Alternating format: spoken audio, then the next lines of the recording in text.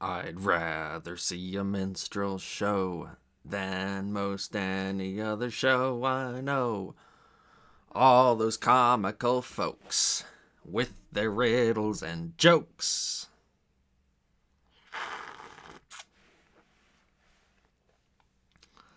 I've had minstrel show songs stuck in my head all week. Way down upon the Swanee River, far, far away. That's where my heart is yearning ever, there where the old folks stay. You like my hair today? I have been losing weight because of two reasons. One, I've been drinking less, and two, I've been going to work more. Regards, he says. Paul Robeson. Yeah, actually, the Paul Robeson version of that is the one that's gonna be, well, it's the one that's gonna be a soundtrack to one part of my clown video, which I worked like heck on 2 days ago. On my day off, I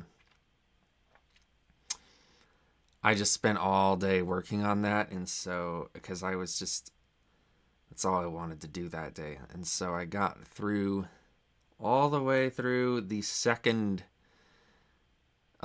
minstrel portion, because there's two different portions of the video where I talk about minstrel shows, or not minstrel shows, just minstrelsy.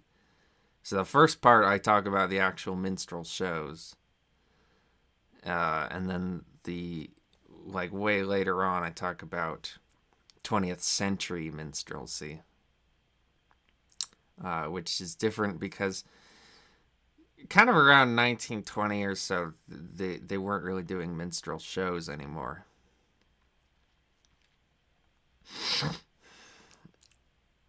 But there's a lot of old movies. It's interesting. There's a lot of old movies that pay tribute to minstrel shows, including White Christmas. And one of the things I talk about in that video is that White Christmas is such a weird, interesting intersection or junction in political correctness. Because they do this whole musical number that's like, I'd rather see a minstrel show than any other show I know. And there's the whole part where it's like, how do you stop an angry dog from biting you on Monday? That joke is old. The answer is to kill the dog on Sunday. But they're not doing it in blackface. It's hilarious. They have this whole minstrel show number, and there's no blackface. And so Danny Kaye is playing Mr. Bones, but he's a white Mr. Bones. They never say his name, but Bing Crosby is clearly playing Mr. Tambo. And Mr. Interlocutor is played by a woman. He's played by Rosemary Clooney. And it's interesting that they did it that way, not only having them be white, but having Mr. Interlocutor be a woman. So it's like they're really signaling, like, we're not doing minstrelsy. We're just talking about minstrel shows and kind of pretending that we're doing a minstrel show, but we're not really doing one. That's like something that could only happen in the 1950s. Although they still did minstrel acts after the 1950s, particularly in the United Kingdom, where there wasn't as much of a stigma against it.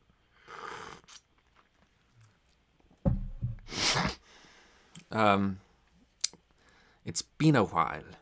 Yes.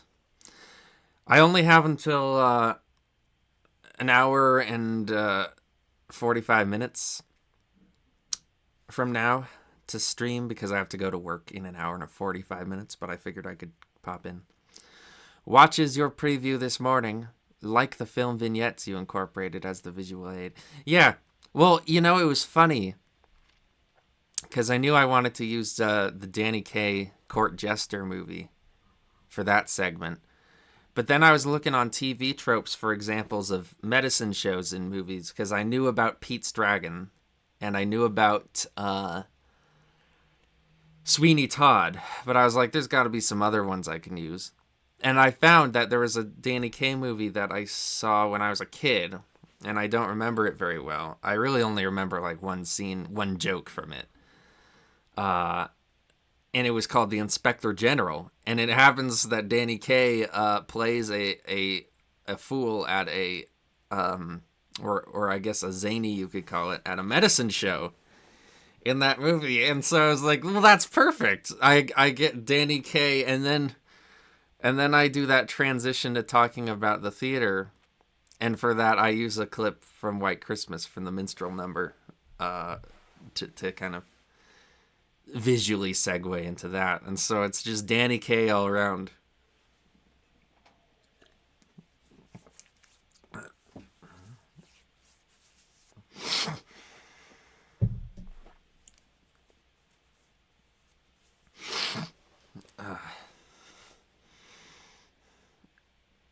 But yeah, minstrel songs are pretty catchy. Like Jump Jim Crow has been stuck in my head. All those songs have been stuck in my head all week.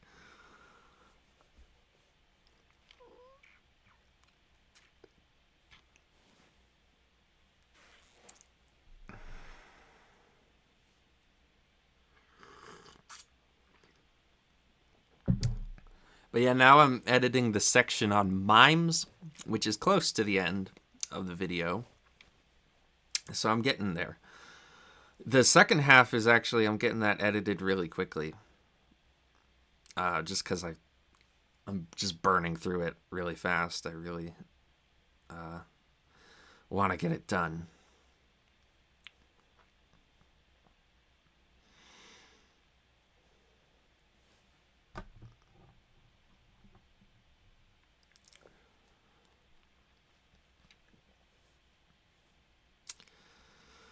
But yeah, I'll have a thing about mimes and then talk about like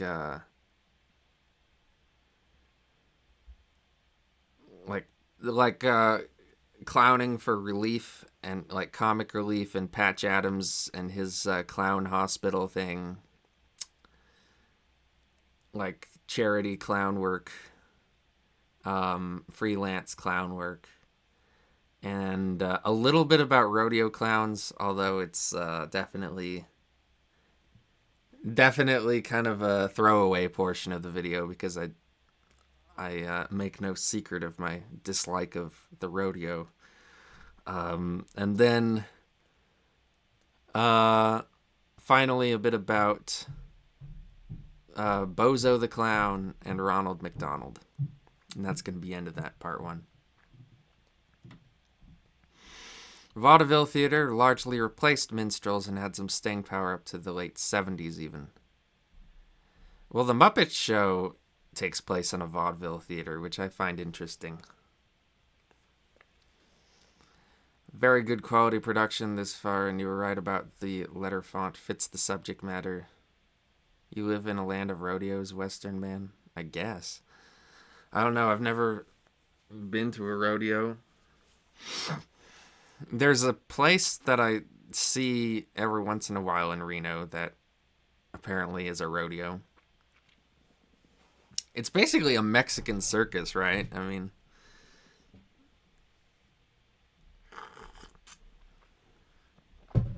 it's like horses and bulls and stuff. Pretty lame. The circus is lame too. But, you know, at least it's got some sort of personality. Rodeos are fucking dumb.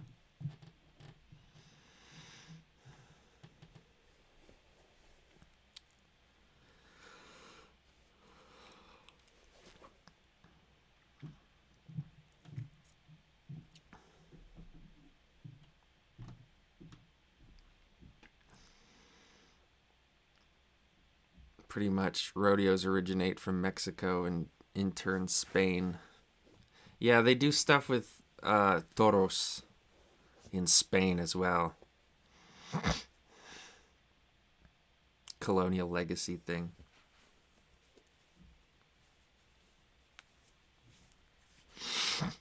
I don't know. I'm a little bit racist against Mexicans. I think it's because I live in the Western United States and I've lived around Mexicans my whole life, which you'd think would make you less racist. And maybe it has, I don't know. But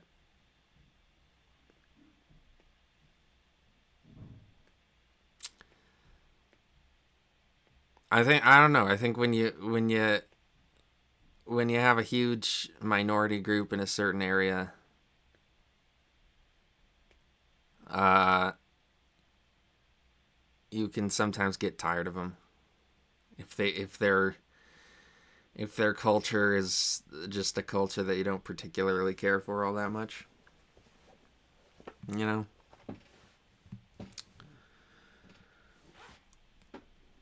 But it's funny because I've noticed that Mexicans tend to be the most racist against Mexicans.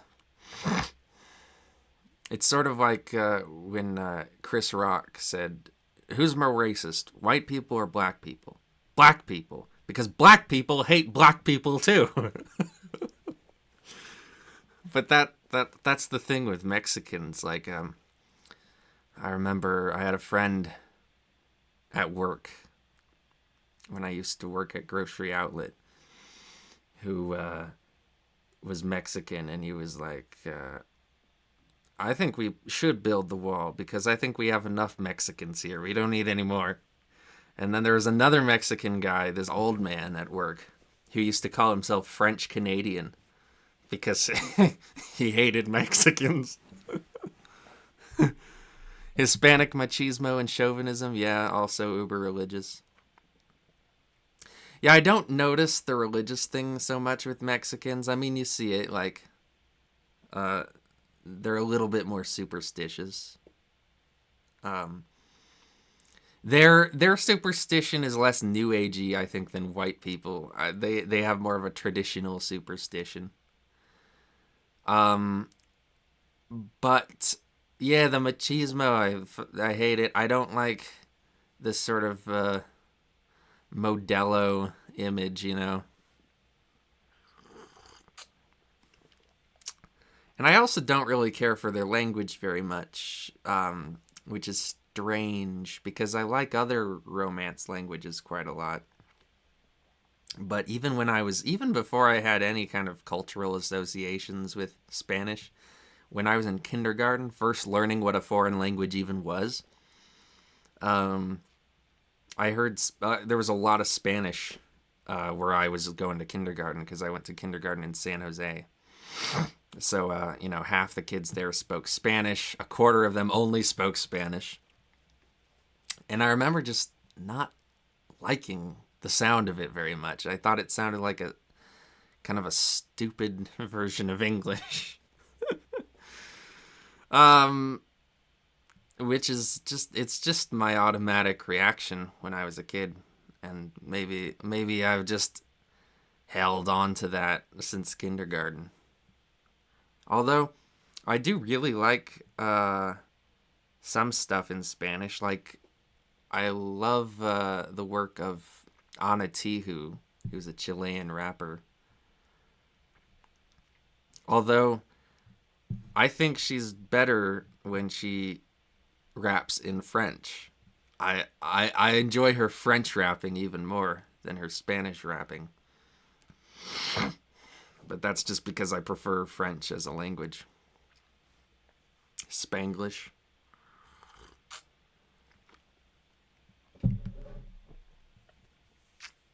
Spanglish and African American Vernacular English mix.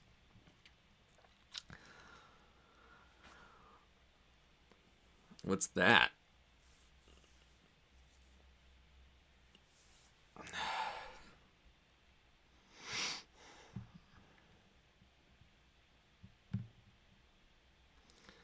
My hair is really long right now. It's a little bit unwieldy.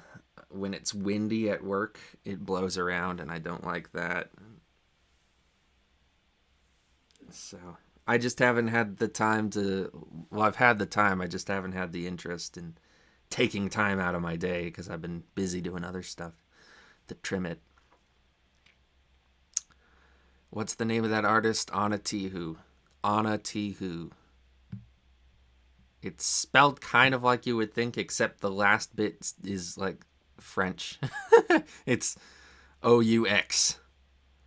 So it's Anna, ANA, and then like Tijuana, TIJ, but then OUX. Like Rue.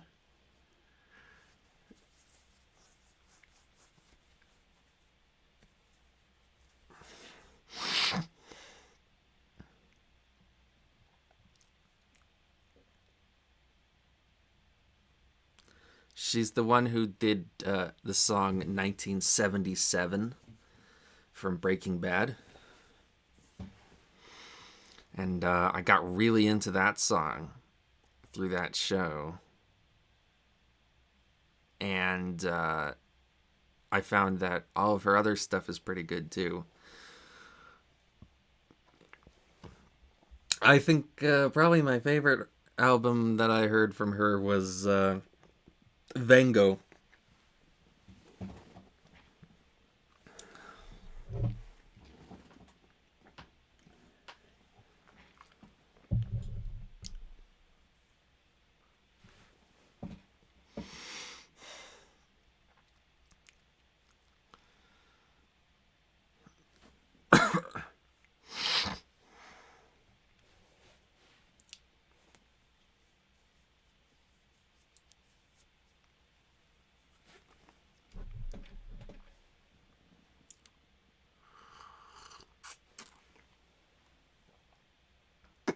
Chilean, born and grew up in France. Okay, that makes sense.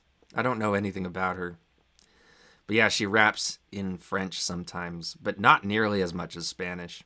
Probably because there's a bigger market for Spanish rap, but I would like to hear more French from her.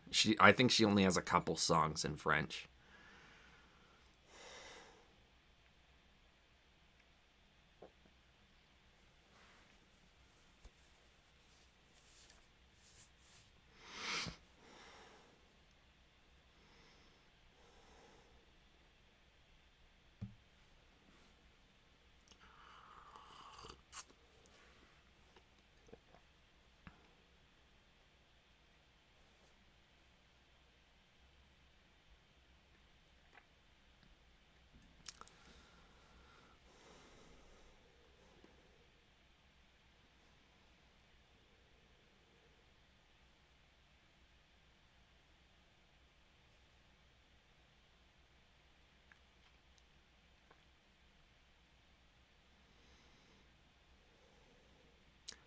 You had an in-person interview yesterday.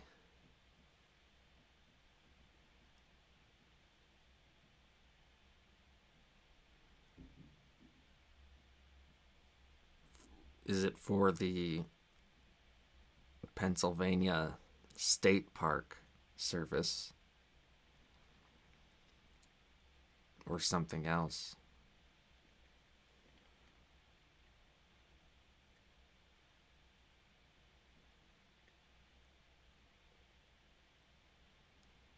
Took up a big chunk of the day and was exhausting. Went to bed early. Yeah, I my day got started today later than I wanted it. Um because I guess I only had 6 hours of sleep the night before, and so I got 9 hours today.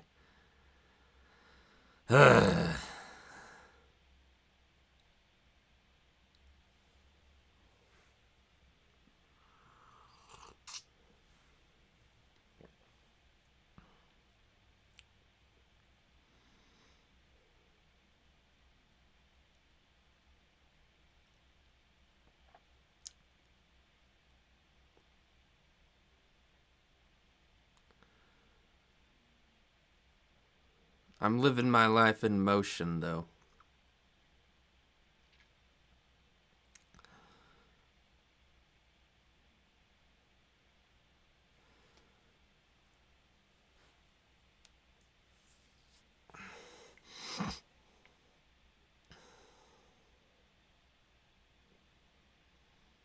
I watched somebody react to Lawrence of Arabia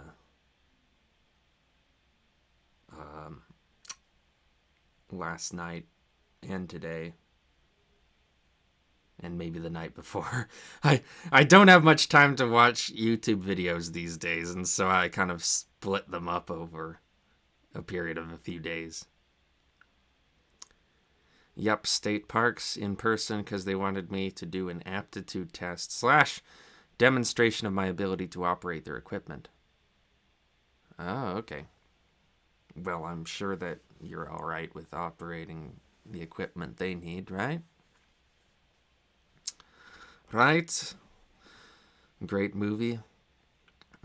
Dude, Lawrence of Arabia is like way better than most movies from that time period.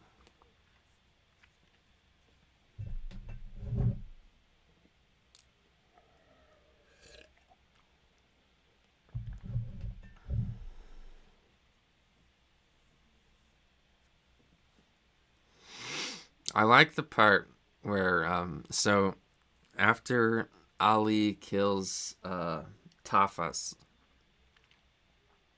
when he first meets Ali,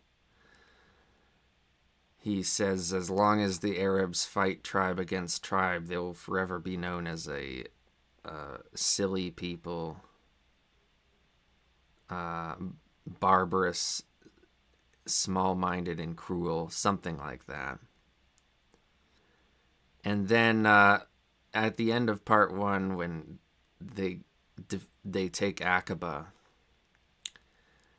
uh, there's no gold in Aqaba because the Turks, all they have is paper money there, and they the Hawaitat destroyed the telegraph line, so he can't send a message to Cairo. And so he's like, I'm just going to cross Sinai and deliver the message in person, and I'm going to deliver your money from Cairo. And so he's about to set off, and Ali is like, so what, are you gonna go there and wear trousers and then laugh with the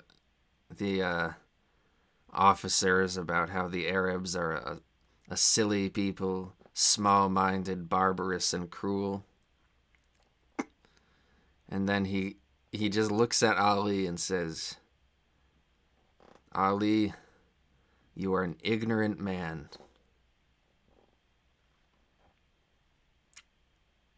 Which is the perfect response to that. I mean, you can't come up with a better response. It's so witty. Have you ever seen Dr. Zhivago? No, I have not. I have seen Genghis Khan, though. Another good movie from that era. Russian Revolution and Civil War. Huh. So what happens in it? And who's Dr. Zhivago? Omar Sharif can play any nationality, it seems.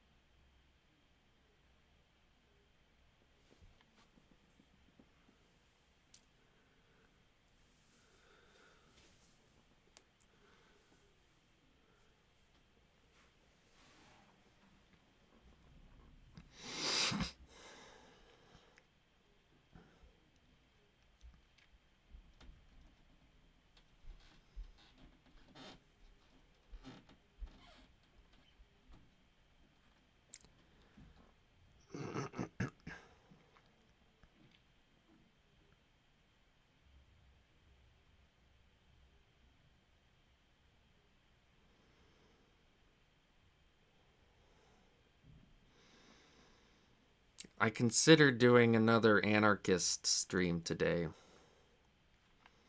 but I thought since it had been so long that I would want something a little bit more freeform.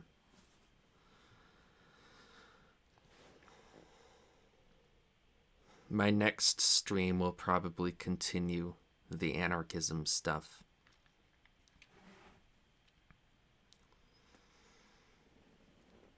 I do want to finish that book. It's a kind of a nice thing to be able to have a reason to read books I wouldn't probably otherwise like to read.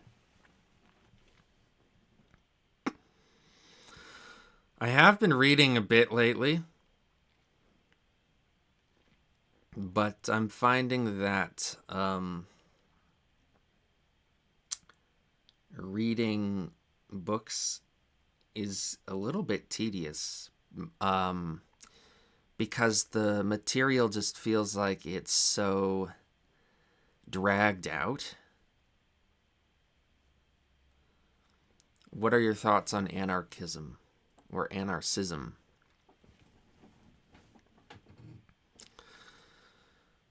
Well,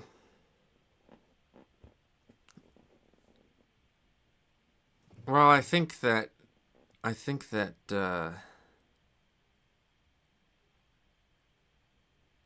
finds her years later, but too late, dies tragically. What? Huh? As far as anarchism,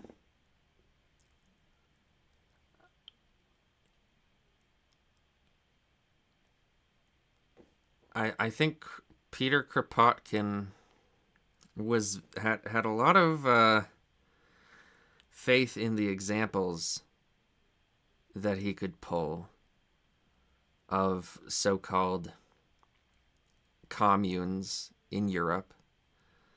And I don't even really know what he's talking about.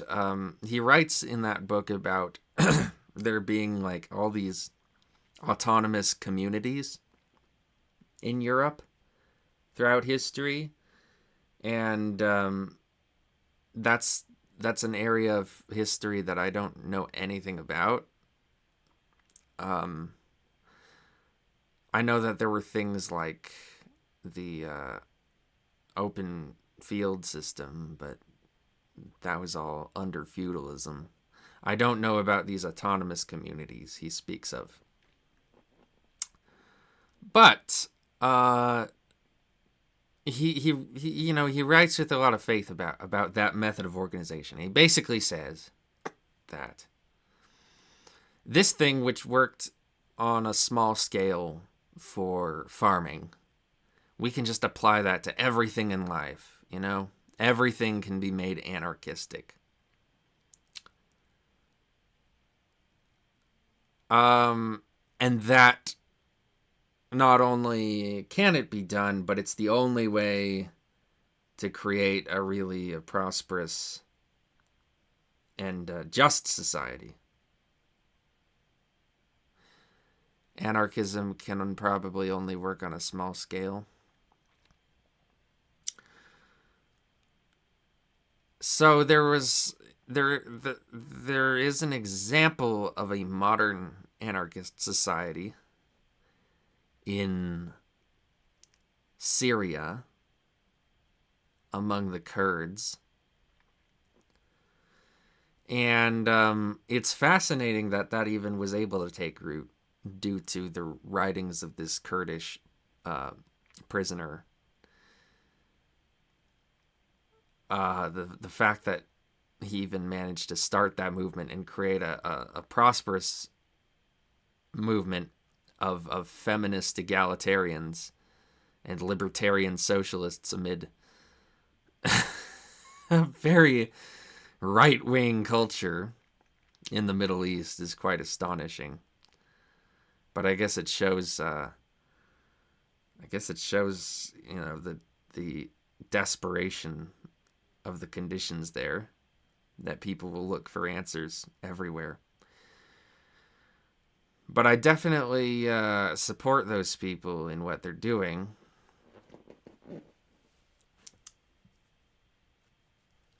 I think if people want to be autonomous, they should pursue that end.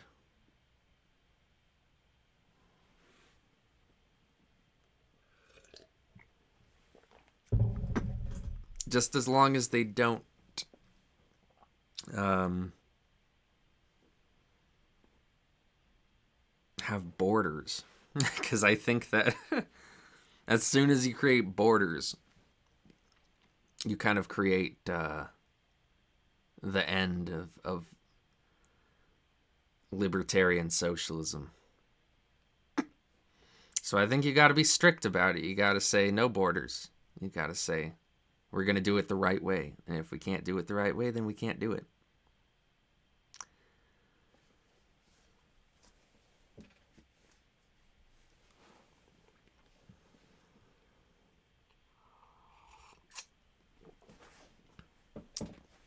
But yeah, I just think that people should do it if they want to do it. Be anarchists if they want to be anarchists. But don't expect that it's a project that's going to work. If you bite off more than you can chew.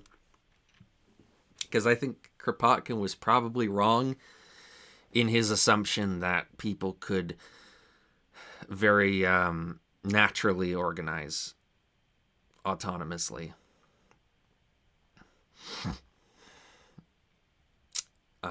Given the opportunity.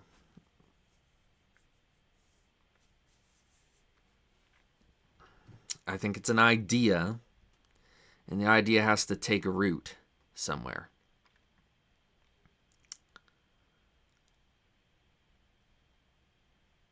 It took root in the Chiapas to some degree. It took root in Syria to some degree.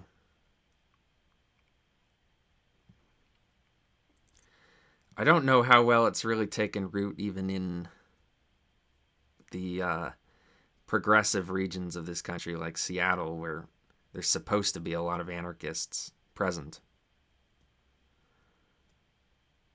I don't even know how much they really believe in their own anarchism. At least these days.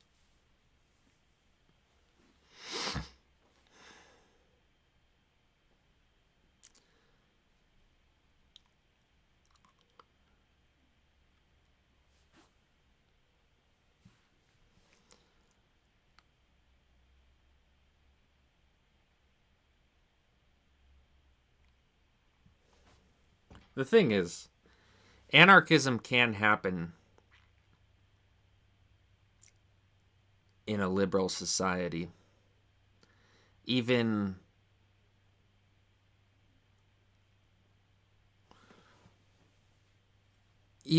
under a government, you can still organize autonomously. And that might be the way to start doing it, is don't have this idea that we're going to create a revolution and then out of the revolution we'll create an autonomous society. Have the idea that we'll create an autonomous society, and through doing that, that will be the revolution, ultimately. Which is kind of what Giuseppe Mazzini, in his own way, wanted for Italy. Because Giuseppe Mazzini didn't believe in Marxism or anarchism. But he did believe in socialism.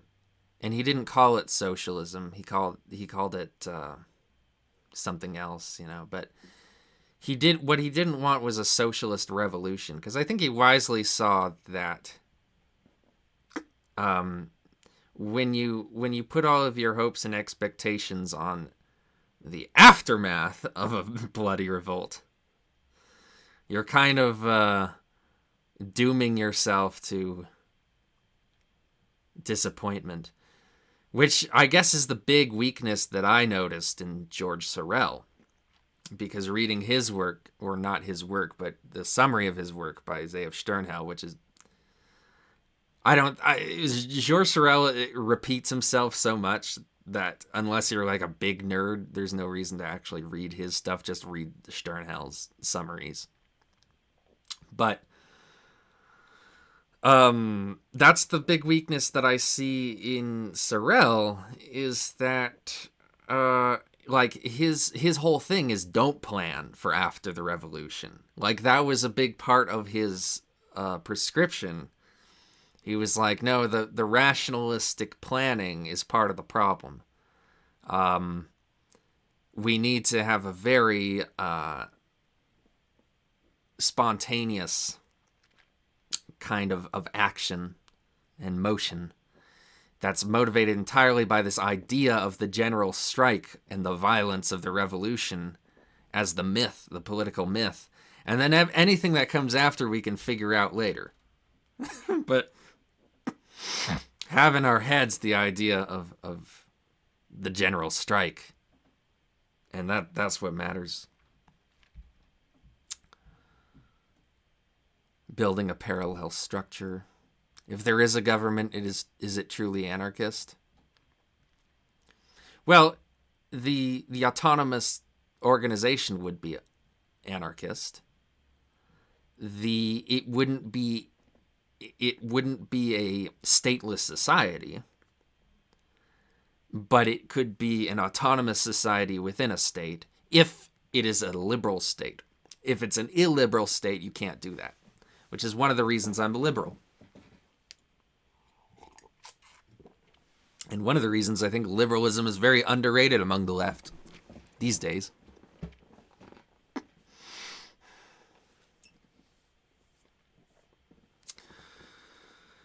You create a system within a system until gradually overcoming whatever state they are organizing in. That's the idea anyway.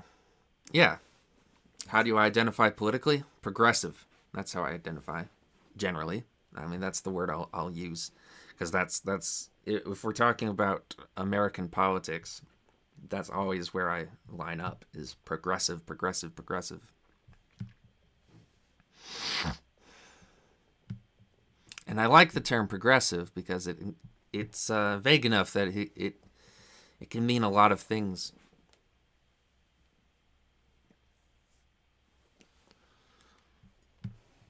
It's about progress and forward thinking.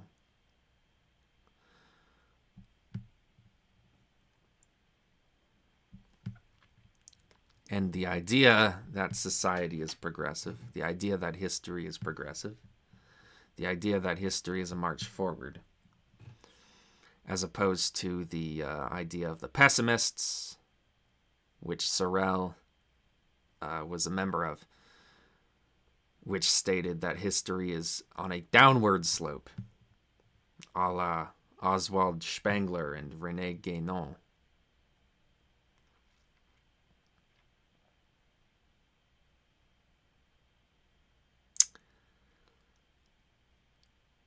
Which, of course, is funny because the fascists were philosophically pessimistic and yet they were also progressive. It's just another one of the many, many contradictions within fascism that make it such an interesting ideology. Hi there, Claudia.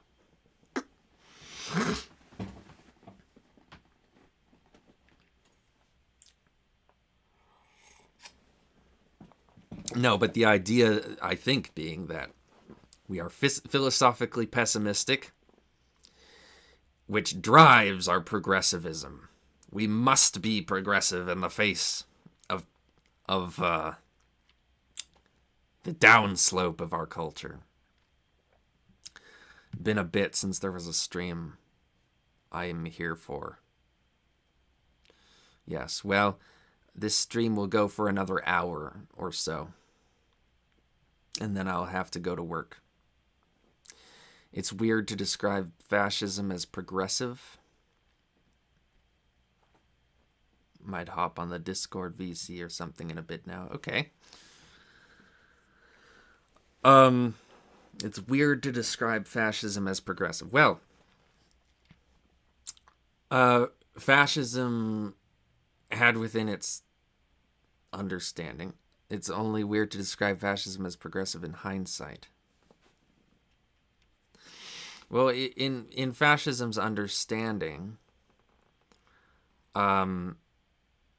society had to make itself anew. The nation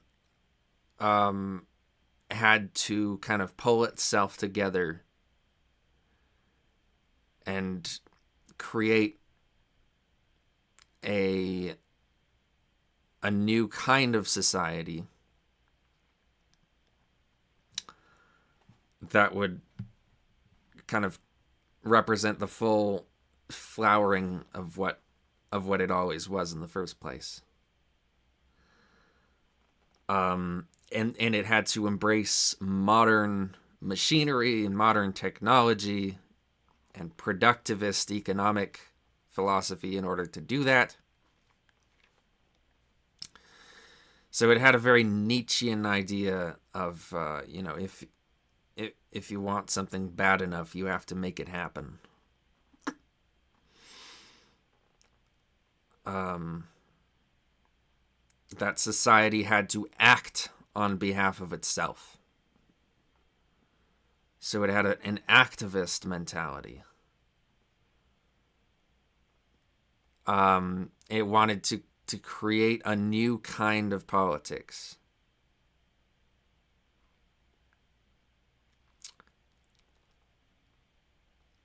So, yeah, I think it would be weird not to call that progressive. Or without reading the philosophy. But in the ideas, it was certainly a progressive system.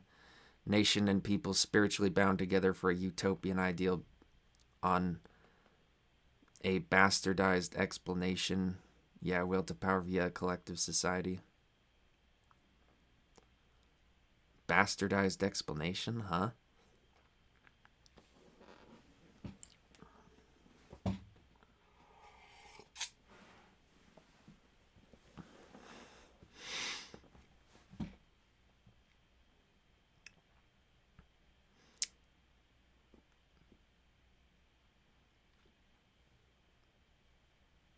Oswald Mosley said, "We do not want dictatorship, but we do propose a drastic revision of the parliamentary machinery because time and time again the nation has voted for great change, and time again they have been thwarted by the talking shop at Westminster."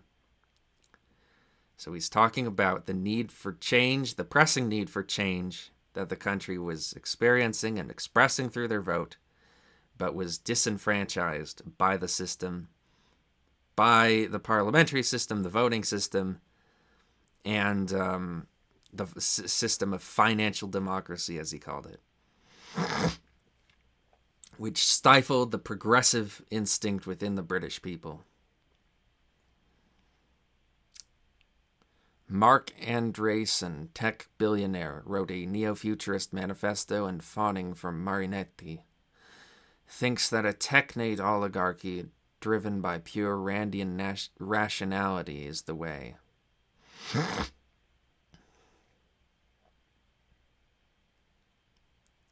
I wonder why. I didn't feel like being wordy.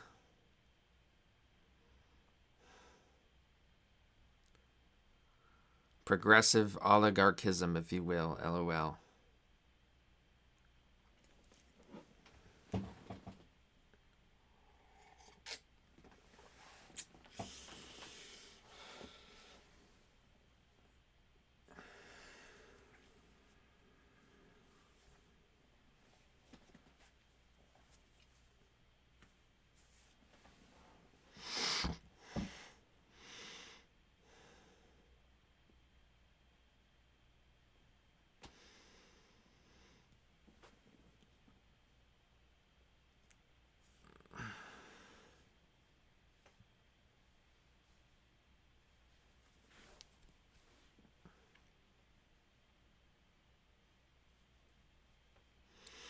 Certainly Mosleyite fascism was progressive, if anything, you know.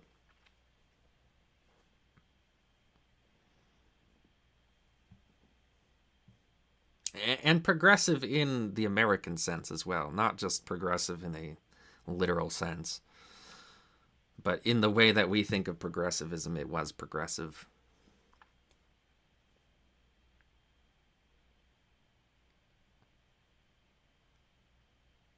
It just wasn't politically correct.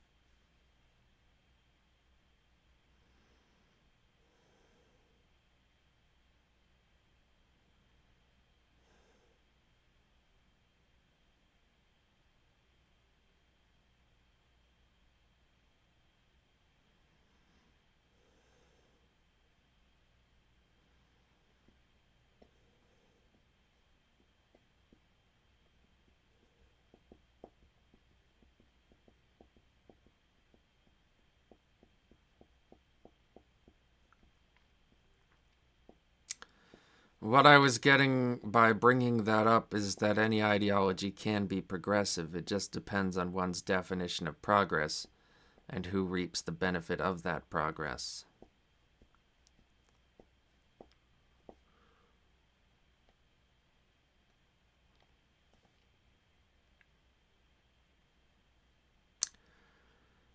Well, I think that there has to be a framing that understands itself as progressive, that understands itself as breaking from the past.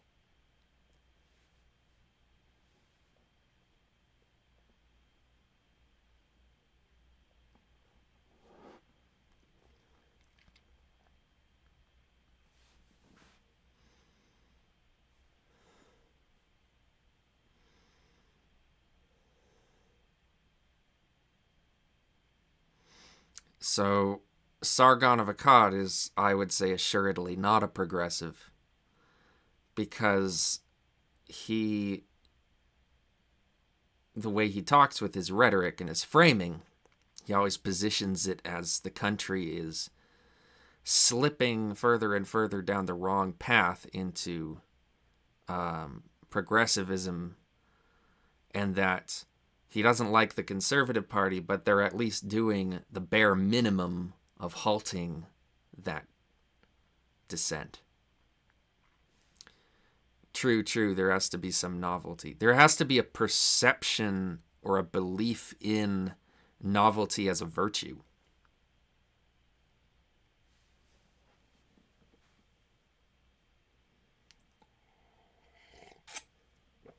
I'm on the voice chat now. I got something to say with this. Okay. Well, I'll get on there in a minute. I'm going to make another coffee, even though I've already had 4 scoops today. I'm thinking a 5th scoop is in order. I'll get some coffee, even though I'm not even done with this cup. I'm going to get more. And then the last hour of this stream, I'll be on the voice chat.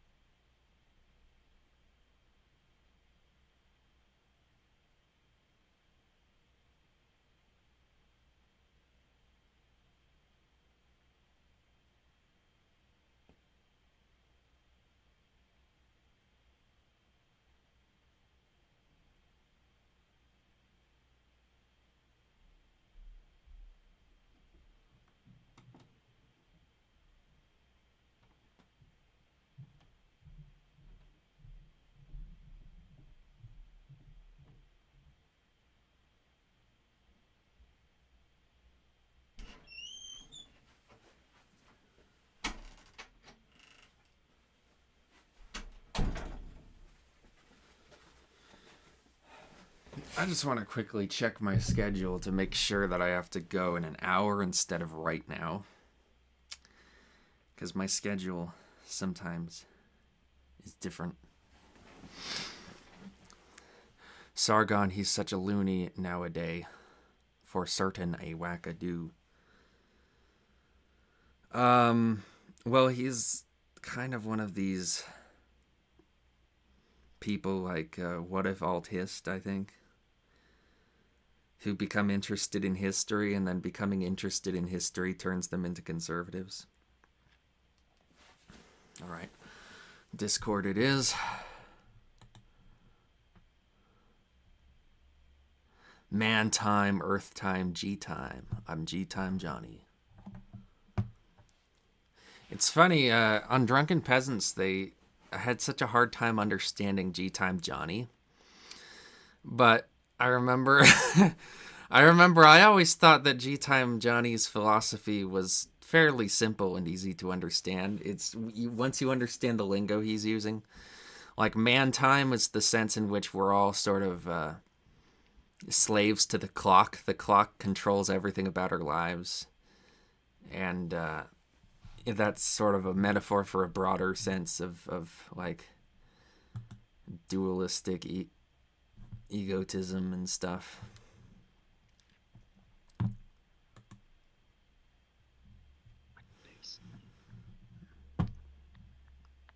All right. There we go. Oh, my camera's on. Oops. Yeah, it is. It always turns on nowadays. It looked intentional. It looks like you're like set up for a show, you know? No, if You're that all was the present. case, I'd be on my desk. It looks like you're at some sort of a desk right now. No, I'm on my fucking bed. Oh, okay. So anyway, what I was going to say with that is I think Obama kind of pointed out something about that, which I don't think there's very many people that would view themselves as regressive or anything, but the fact of the matter is the conservatives, as Ted Kaczynski said, the conservatives are fools. They whine about the decay of traditional values, yet they enthusiastically support technological progress and economic growth.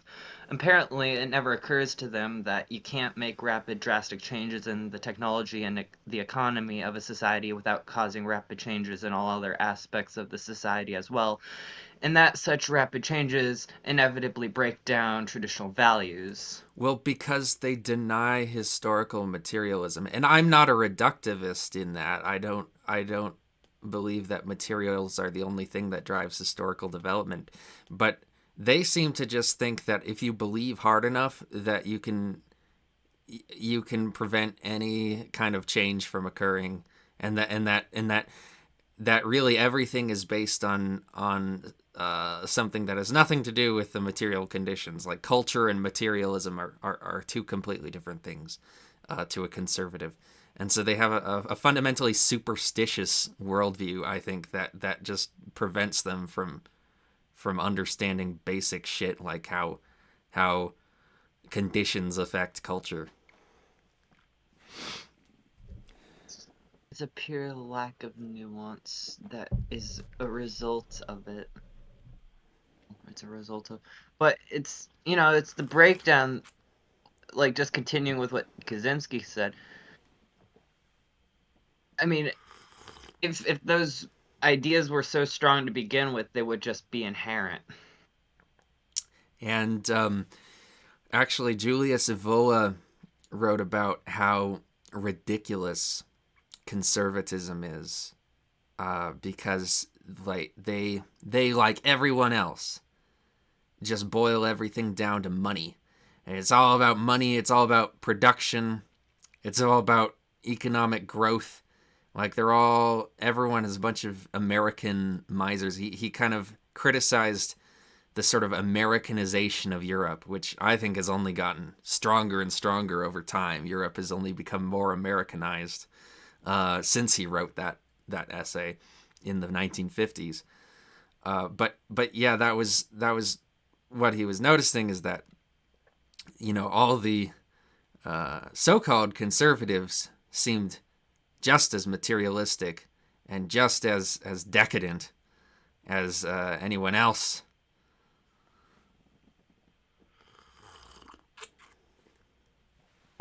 Yeah, Mark Fisher kind of said something because there's rituals, conservatives and like a lot of them, they're, you know, a lot of the time I see it levied against.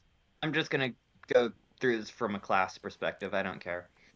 Um, like people, it's the decadence is there up there. If you look with, I mean, just any conservative politician, you can probably get a handful, pick them out, find a shit ton of decadence, go down to the lowest of the low white trash and find no different. Yeah. Well, I mean, rich people just behave like poor people with money, Well, it's you because know. human nature is consistent, I'd say. It's yeah, I mean, there's the that's one way in which the prosperity gospel is false, cuz like you would expect if the prosperity gospel were true that rich people would all be like these Calvinist misers who are really like they invest everything that they don't need back into their business and be very fiscally responsible. They're not. Well, unless you're Mark Zuckerberg, he did that, and now he cannot be fired from Facebook. Yes, yeah, I think Mark Zuckerberg might be a true Calvinist. I wonder what a reactionary like Evola would have thought of neo reactionaries like Curtis Yarvin and Nick Land. I don't even know who those people are, so I don't know. Nick Land is the guy. He started a thing. He promoted an idea called accelerationism. Mark Fisher came out of that circle. Um, Basically, the idea of accelerationism is if you take capitalism at its current state, that it if you keep accelerating it to the point of it's something that Marx originally talked about. It's just radical change to the point of breaking. This sounds like the opposite of a reactionary. Yeah, it's an accelerationist. It's not a reactionary. They're intentionally moving it at an accelerated rate. It's in the name. Yeah. Yeah, he would have hated that. It's it's part of this whole dark enlightenment thing that came about. It's weird. I consider it part of it's more of a um I guess academic version of like the aesthetic terrorist or art that kills generation. Like it, if that makes sense. Like if you take, like Nick Land and compare him to Adam Parfrey, I don't see much of a difference. The idea is that once it breaks, you would establish a neo monarchy from the ashes. Man, like whatever, dude. Like there are so many people who are like, oh, we just need to wait for the bubble to pop, and then we can have it our way. Once there's no rules, it's like if Well, you I think can't, at least the accelerationists understand that it's not an instantaneous thing that you have to it's a gradual decline. if you gotta wait until like everything's destroyed in order to build something up again, then I don't know. It's probably a dumb idea in the first place. Well, that's how volcanoes work, sort of, if you think about it. They destroy the land around them, then it just builds back up better. I think that Evola would have thought that was stupid. Oh, most certainly. Overall, it is stupid, but I can understand where they're seeing it from.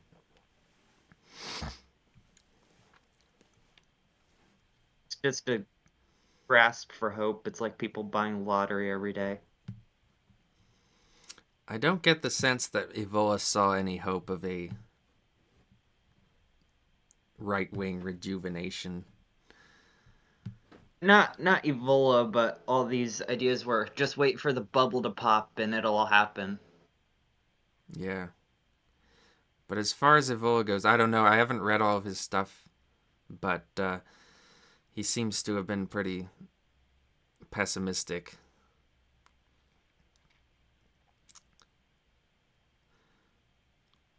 End modernity by accelerating capitalism.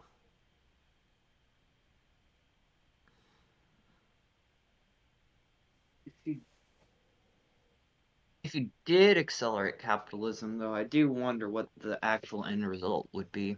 It would be like Planet of the Apes, where they have this like weird mishmash culture where they live in mud huts and yet they have like blood transfusions and cameras and rifles, you know. I mean, it's either that or Wally. So I don't think that anybody's gonna make No, it we're ever not be out. that we're not that talented.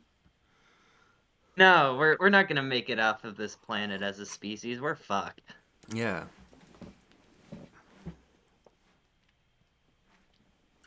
Wally is what people wish they could do. Well, of course, because at least then there's some idea that you could come back And you won't have to eventually. work. Dude, everyone just wants to be in the Wally world.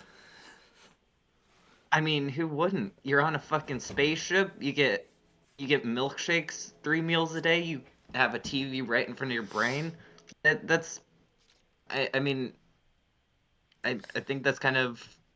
That's the Is unrealistic it that? thing, though, is with people being that fat, they're all going to get diabetes. And I think that they would have prevented that because that's a huge problem. Uh, Well, although assuming it although is a maybe they fictional just universe. put insulin into the milkshakes. That is also a good. Well, how would Wally work? Here's what I don't get. Why can't you just eat your insulin? Why do people have to inject it? Cuz it goes into your stomach. Yeah, I don't I get mean, that. just put it in Pills. pills, milkshake, whatever. I mean, Person, yeah, it's a hormone, right? You can just take it. I don't get it. I'm just gonna assume that 700 years in the future, on a giant ship in space, they figured that part out Yeah, they figured well something enough. out. Whether Well, maybe that. Well, they did say that people lost bones and stuff within that. Maybe the trade-off was they got rid of that one issue, and that led to that issue. Maybe Yeah, some sort of see, the reaction. bone loss thing doesn't that wouldn't happen. I don't know why they put that in the script. That was just a line that they didn't even have to include. He was like, "You might have experienced some bone loss, but don't worry. A few miles on the treadmill will work that problem out." You're just gonna suddenly have the bones that didn't grow in your body. Well, if it has to go into the bloodstream, then why do they inject it into their stomach? People inject insulin into their stomach. That's weird. Hmm. Why is insulin injected in this?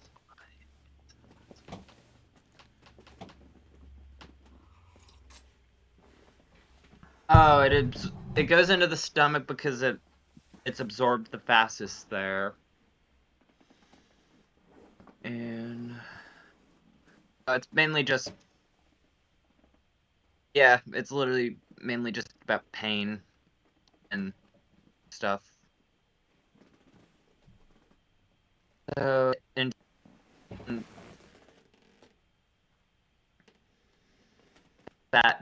directly under the skin, not. Okay, so it doesn't go into the actual stomach, it goes into the fatty tissue, which kind of absorbs it. Oh, okay. And I guess that kind of just, over a few sites, it does its job. Just from a quick look at what insulin It's does. freaking weird. But I don't, but that, I guess with 3 milkshakes a day, I think it was, I guess 3 milkshakes a day, one for breakfast. Yeah. Yeah, it would make sense that they didn't lose all that much weight with it.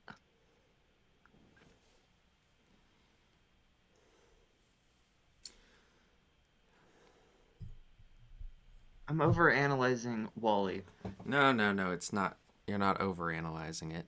It's a movie that begs to be analyzed. Um, It is. yeah, I am perplexed by that bone loss comment because they really didn't need to add it. I think it was just for dramatized effect. Like, I think it was a probably. holdover from an earlier version of that movie because if you look at the deleted scenes, you'll see that it was supposed to take place even more in the future than it was, because it takes place like 700 years after they go up in the spaceship is when it takes place. But if you look at the deleted scenes, you'll see that the humans used to be a lot more kind of blobby and jellied, like they evolved a lot. Um, they weren't just fat, and so I think they were I guess just they had. they borrowed that from I an guess. earlier draft. Yeah, and I guess to kind of make it so that it doesn't be too off-putting for the idea of people returning to Earth, they had to at least look somewhat feasibly human Yeah, they rather had to than change just. it. Yeah, yeah, so that it's a little bit more believable that they could restart society. Well, they could have done something like not Planet 2001: A Space Odyssey, where they was it 2001: A Space Odyssey?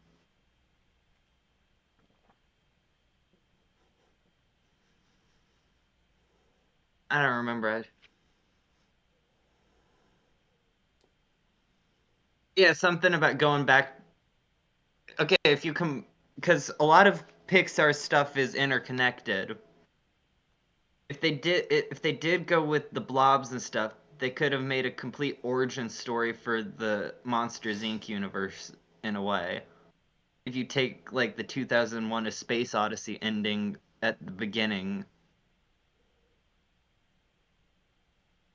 that would have been interesting. They could have done that.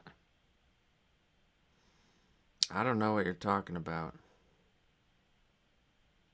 So a lot of Pixar films like to reference each other in a way that makes it seem as if they're all somewhat interconnected. Yeah, So if you take Wally with the deleted scenes and the idea that they're evolved humans, you can maybe take the idea from 2001: A Space Odyssey that when they go back, it somehow reverts, and that's where the Monsters Inc. universe comes from. I don't know, maybe. I don't see the connection to 2001: A Space Odyssey. Well, because in 2001: A Space Odyssey, it ends where it begins. I'm not mistaken. Mm, I don't know. It doesn't. It it begins at the dawn of man and ends with the giant floating space Yeah, baby. yeah, and they could have used that as like, the dawn of the monsters or something. Make their own I think it makes more weird. sense for it to be the beginning of the Cars universe because uh, the these blobby humans create car exoskeletons for themselves, and then they become the cars. That would make sense. But where would the plane franchise come in? Like who would They be would also turned be into a plane? planes. They would also be planes. They'd be cars and planes. But who would be building that stuff is my question. The They robots. have the robot. Yeah, but those would only last for so long with what limited resources would be available. That's the big problem with cars is that they don't have hands, and so nothing about that makes any sense. How did they build anything?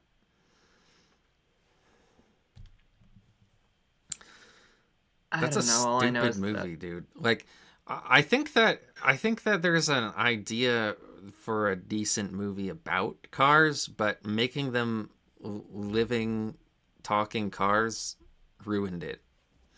If it were just a movie about people who like cars, then you could take basically that same story and just make it about people, and it would have been way better. It would have been like, you know what Ratatouille did for food? That movie could have done it for cars. It could get people interested in cars. But instead, they made it some stupid fucking Thomas the Tank Engine bullshit. I don't know. Cars 2 was kind of different from the other ones. Well, yeah, it was even dumber. It was dumber, but it was also like it's a kids movie that also confirms that the Holocaust happened in the Cars universe. I don't even remember that. So when they're in all these places, it shows a lot of his like people like the Pope, and it shows a lot of things at which would lead to speculate that the Cars universe has the same exact history as the regular world, except with cars. Except in the Cars universe, racism at that level would actually make sense because there are different types of cars with different makeups. Just as there are different races of man with different makeups. Yeah, that's true. But on an even bigger scale, because most of the differences with people is more or less minuscule, from what I understand. Though I do know there's some IQ deviation between groups that's pretty drastic and interesting. They could have done a Herbie kind of thing. I don't know. Herbie already did it, and it wasn't very good when Herbie did it. I just think I just think that you have a story about a race car driver who thinks he's hot shit, and then he ends up having to do community service in this small town along Route 66, which is nobody goes there anymore because they built the interstate highway, and he learns a bit of humility, gets to know the people there, and then he decides not to win the race at the end, even though he could. Um, Seems like a story that could have been done with humans, and would have been better. Have them talking about cars all the time in the movie. It could still be called Cars, and it would be interesting. It would be more interesting if they did that. Well, I think the issue is that sort of story with humans has been done to death over and over again. Yeah, but it's never been done in computer animation. That's true.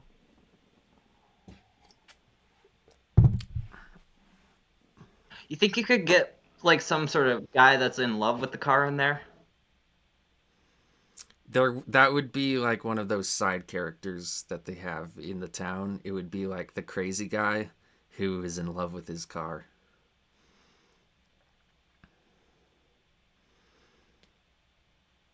I think they could do that and keep it G rated, you know?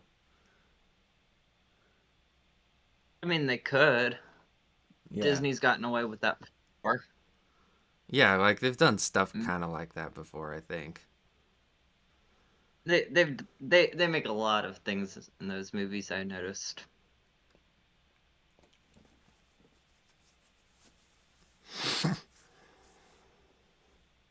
It all goes to prove Disney is in cahoots with Epstein.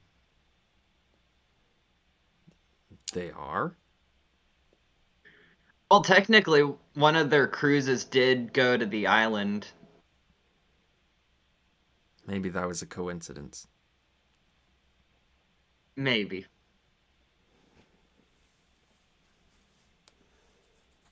I'm not sure. It's hard to say with that, whether it was a coincidence or not. However, I can't speak anymore because then I'll have to commit suicide.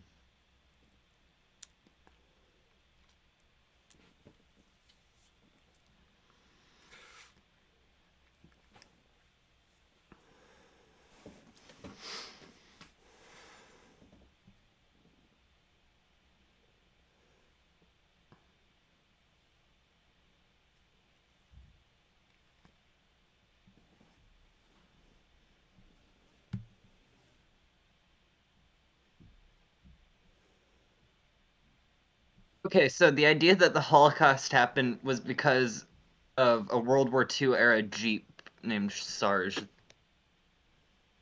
That doesn't prove that the Holocaust happened.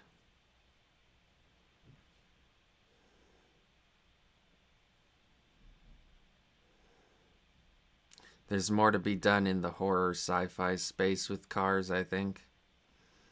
See, but then No, you're talking no, about a I didn't. totally different movie. I'm talking about taking the concept of the movie Cars and just making it about people instead of cars.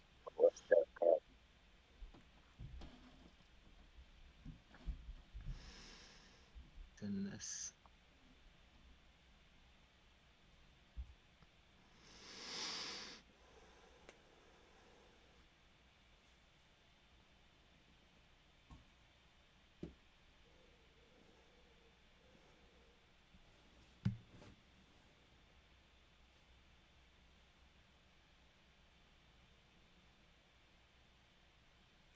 That Anyway, I movie found this article that proved. and the Minions movies are like some of the problems with feature animation, I think.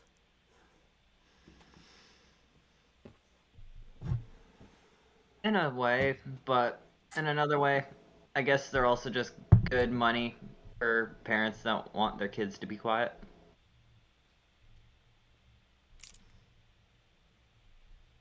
So if you want to talk about really bad, I would say that SpongeBob was the original brain rot, and that's the origin for all the problems with people nowadays online. Well, SpongeBob only mimicked what Ren and Stimpy did back in the 90s.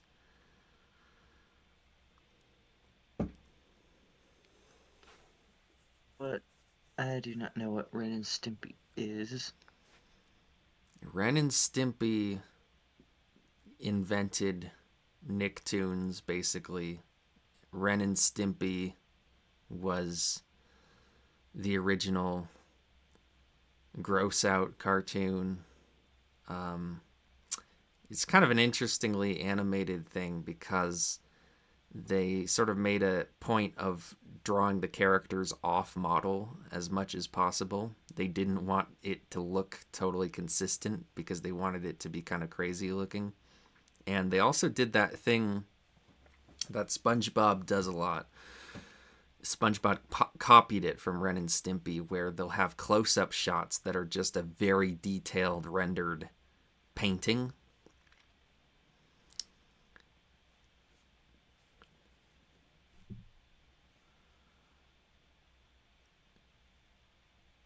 I'm just talking about the stupidity of people. I think there were examples before SpongeBob that did stupid entertainment a lot worse. In a way, but if I don't know, if I look at it, it's like I can't like it's just this one common thread that seems to be apparent in a lot of people, and I'm like, interesting. The show's annoying as fuck, and you're annoying as fuck. Why do all these annoying people have that in their childhood? Well, I think that SpongeBob is it had quite a lot of good episodes and good jokes in it. It wasn't just totally annoying. Cow and Chicken, Cat Dog, Ed, and Eddie. Yeah, I think Ed, and Eddie was around the same time as SpongeBob when that came out. But Cow and Chicken was definitely earlier, and that was also idiotic.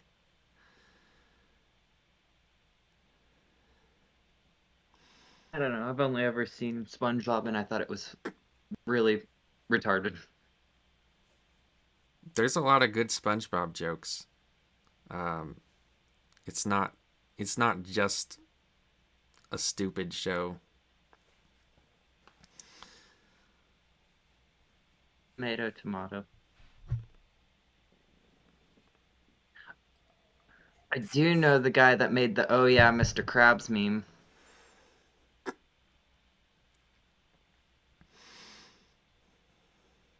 It came from an old YTMD page in 2010 from an account under the name of Pill Eater.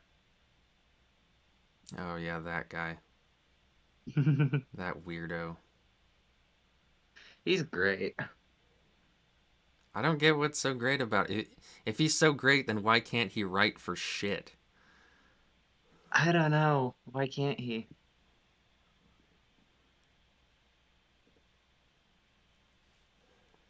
Rocco's Modern Life. Courage the Cowardly Dog was great. Yeah, I never really watched that. I don't know why. I don't know what channel it was on even. I don't know. I only ever saw episodes of it when I was a sophomore and my teacher put it on because people asked her to. That guy who She didn't. theorizes about a Neo-Eurasian merged race. Really? Is that? I didn't even know that. Yeah, he has a thing called Asian Aryanism. Oh, because he's like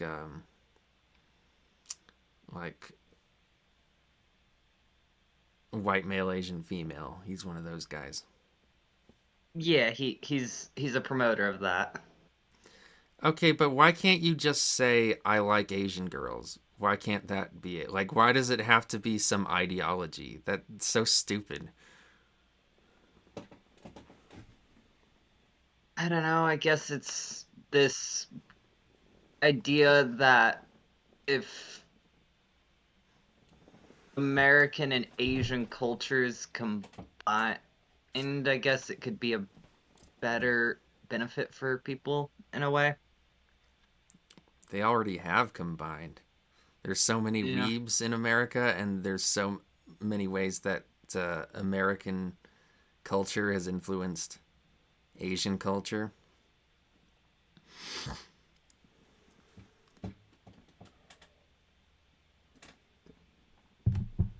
But I think it's more an explicit want for Eurasian futurism.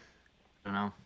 It's an interesting thought experiment in a way. It was on Cartoon Network. Yeah, I never watched much Cartoon Network as a kid, but I saw stuff like Ed, and Eddie, which was not a good show. Tom and Jerry. Yeah, Tom and Jerry is basically the oldest Cartoon Network show because it was the oldest series by Hanna-Barbera, and they're the guys who created Cartoon Network. He wants a Think Neo about it. Hyperborea. Tom and Jerry is a very good primer for understanding social Darwinism.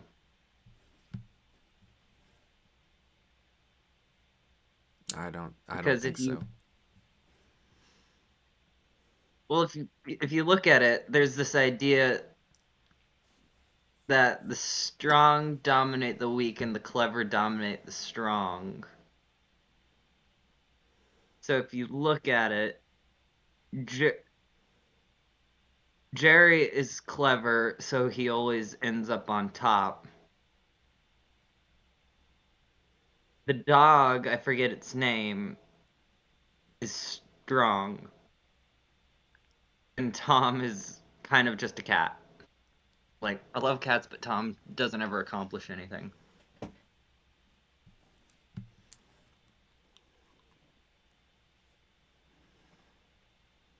Just kind of an interesting way of looking at Tom and Jerry.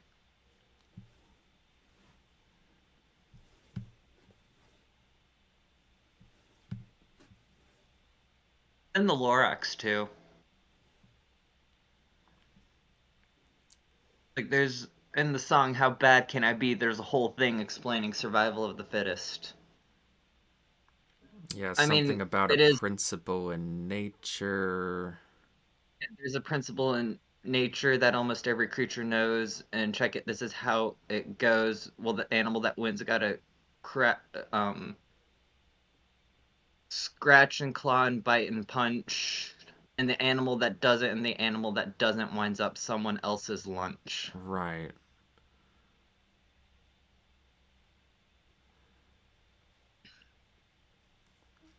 Which, of course, then it's later twisted to fit,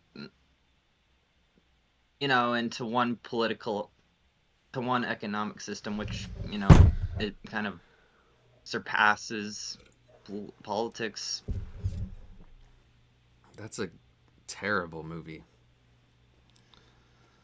I like the music in it, and I like the movie. The music is really catchy in that movie. It's a it's got good songs, but I think they're wasted on a an absolutely horrendous script.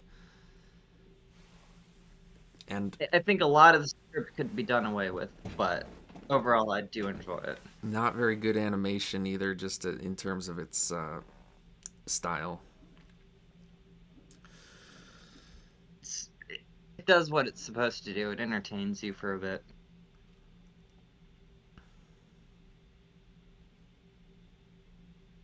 Though I don't understand a whole shit part where they just add in the whole storyline of the grandma and the one girl with the trees painted in her house. Like, why? I think the story itself from the book could be easily made into something. Yeah, well, they kind of over thought the project, I think, because um, I think that the story in the book worked better than the story in the movie. So there wasn't much need to change it.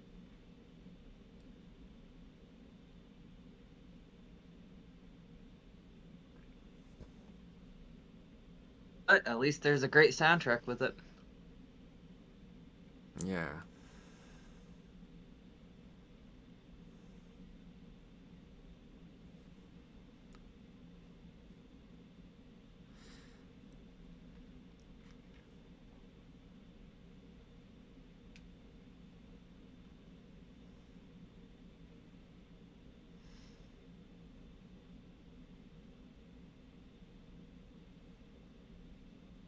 Yeah, the Onceler was kind of the gold standard or the prototype of the so-called Tumblr sexy man.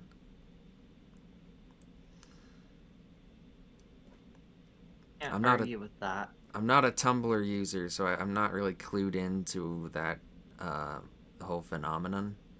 But it's From what something. I From what I understand of Tumblr, it's either that or someone that looks basically like that. They just wear a lot more flannel because they're a fan of Supernatural.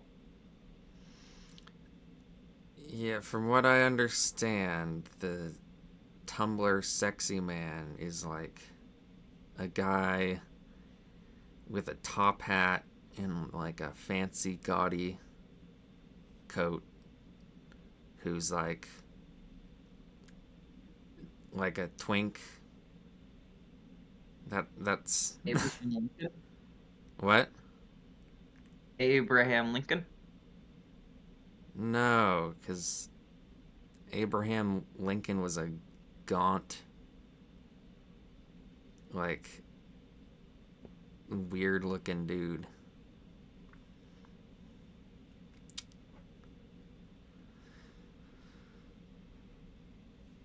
I don't know. I think Abraham Lincoln could be classified as a twink. No. He had a beard. Is Eli twunk? Sorry. Is Eli online? No. I'm gonna get the official statement on it.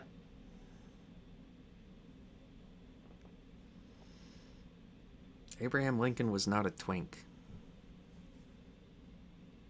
Twunk. It's a He subset was of not a twink. twunk. He was not a twink or a twunk. Why not? Because, for one thing, he was too old. He also had a beard. And even before he had a beard, all the pictures we have of him, he's too old. And he looked all weird and gaunt. And he was freakishly tall. Well, we also have to consider what a twunk would be in the 1860s and such. There were plenty of pictures of twunks from the 1860s. Abraham Lincoln, just like being skinny does not make you a twink. And it certainly doesn't make you a twunk, because twunks aren't even skinny, they're built. They're like built up twinks. Interesting. I thought twink just meant skinny. No. Twinks have to be like soft and cute looking. And hairless. Oh, I thought it was more just the skinny thing. No. Skinny's part of it. I don't get involved in these terminologies. These are very gay words. None of them are in the Bible.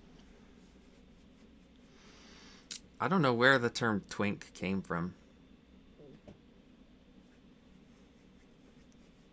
I'm gonna.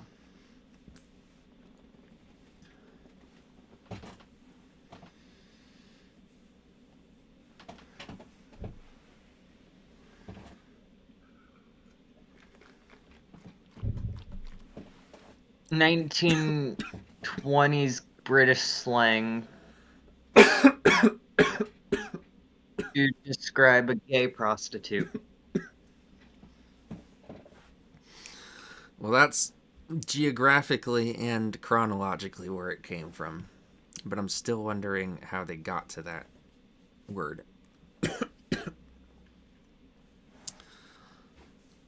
They probably don't know. Oh, I'm sure they do know. I No doubt one it. was gonna admit it. I doubt it. Usually etymologies like that get lost and obscured. People can only guess. You know what's a really etymology? What's Is really the word etymology? a really interesting etymology is the word civil. I guess that's kind of interesting. Yeah, I traced it back. It comes from Sanskrit and Celtic. It's thought to have meant to fall or to have fallen, which is kind of interesting to think. Okay, hold on. I have to look this up because It, I it's can. it's a Well, very long trace that you have to do. Like, I'll send. no. I All I have. have to do is go to Wiktionary. They'll have it. I have an app Yeah. on my phone that'll tell me.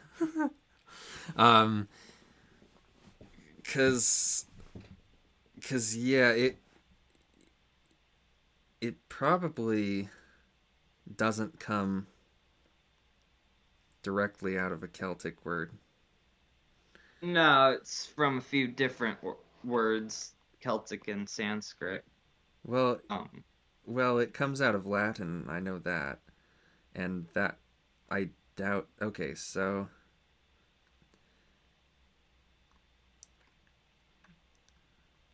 let me see. Latin civilis and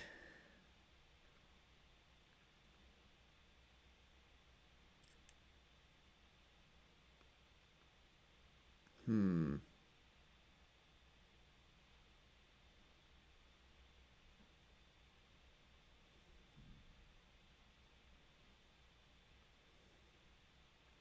Okay, that's strange. Usually, Wiktionary gives me a lot more to work with, especially with a basic word like this. But oh, kiwis. There we go. Now we can go. Okay. So it comes from Proto-Indo-European, to settle or be lying down. Okay. may come from to fallen, as the meaning occurs in Sanskrit and Celtic's to fall. Yeah. So in Sanskrit and in the Celtic, Proto-Celtic language, it became a word for fall. But I'm and so yeah, I'm curious as to how it became, because this is kiwis in Latin, which meant citizen or a subject. So I guess it would be Well, a. there's one before the Latin. It's trying to type it.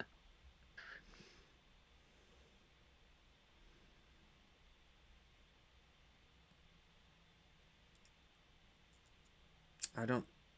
No, I think it would just be from Proto-Italic to Proto-Indo-European. There wouldn't really be anything before the Latin. There would be like cognates related to the Latin in Celtic and Sanskrit, but Latin comes directly out of Proto-Italic.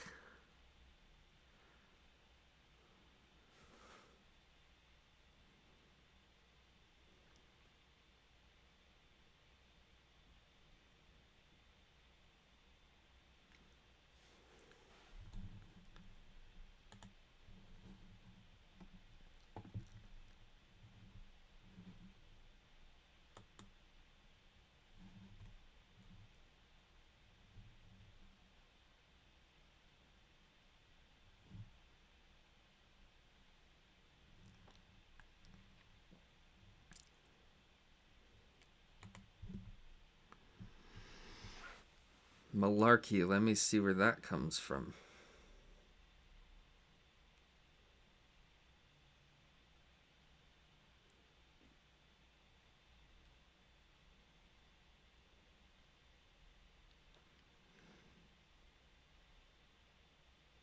Oh yeah, I looked this up before.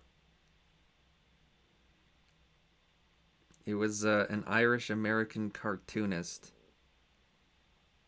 who started using it in cartoons on March 9th, 1922.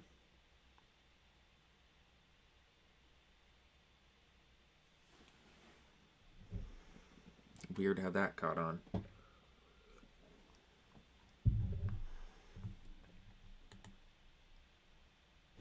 Here we are now with it, an everyday word.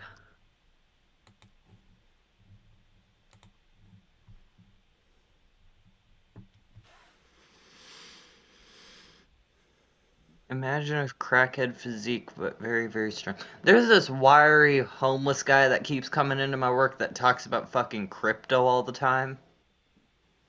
Basically that. Man, I'm so tired of people like that. The guy is so Just fucking weird. Like, weird, came weird in homeless people. on it. There are two homeless people that come to where I work. One of them, this really cool, chill guy. I talked with him about Chinese architecture once. Cool guy. The other one's this wiry homeless guy that I just mentioned. I walked in one day because I went outside to throw something away in the trash. I came back in and the motherfucker was cleaning the coffee machine for me. Like, just out of nowhere. Yeah. Didn't even get coffee. Like, I'm not gonna complain because that's a bitch to do. But the guy's just, I'm pretty sure he's on meth. Yeah.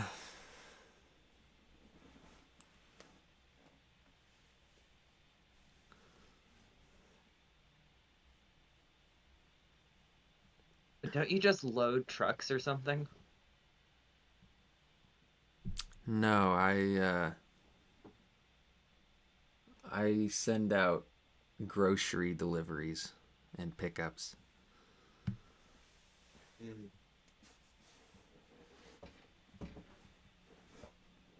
Yeah, you have to deal with people then. Yeah, a little bit.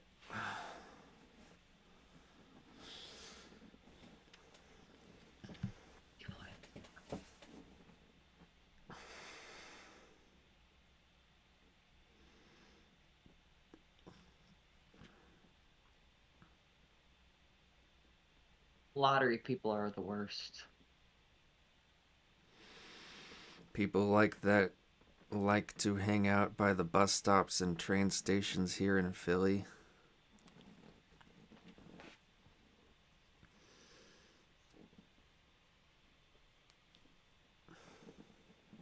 Philly. That reminds me of an American Tale when he's like, "What's your name?" And he's like, "My name's Fievel." And he's like, "That's too Jewish. I'm calling you Philly."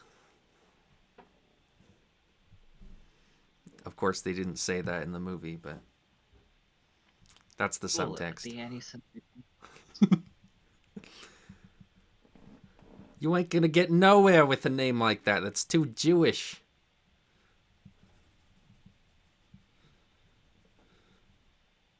Bullet with the anti-Semitic remarks. Interacted with a lot of tweaked guys like that at the liquor store.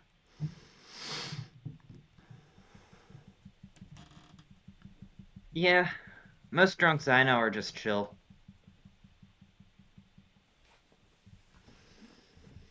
And I know a lot of them.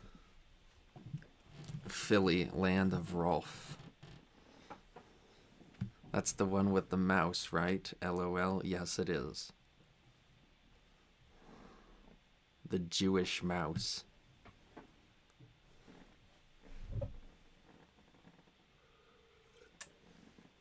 Jewish tunnels.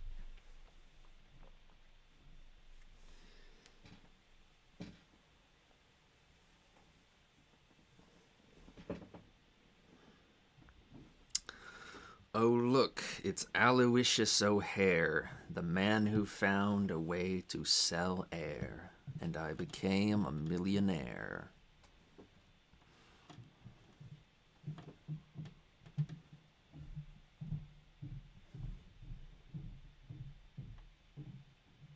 I have a anthology here called Answer Me. Have you ever heard of Answer Me? No. Answer Me was a four-issue zine published in the 90s. It um was it's one of the more interesting staples of the 90s zine culture. The four issues, the first one was There Was No Subject, the second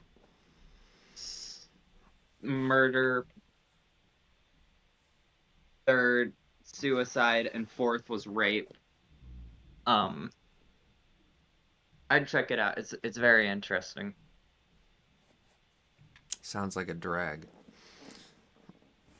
Nah, it's got David Duke interviews. It's got a really good interview with Anton LaVey. It's got um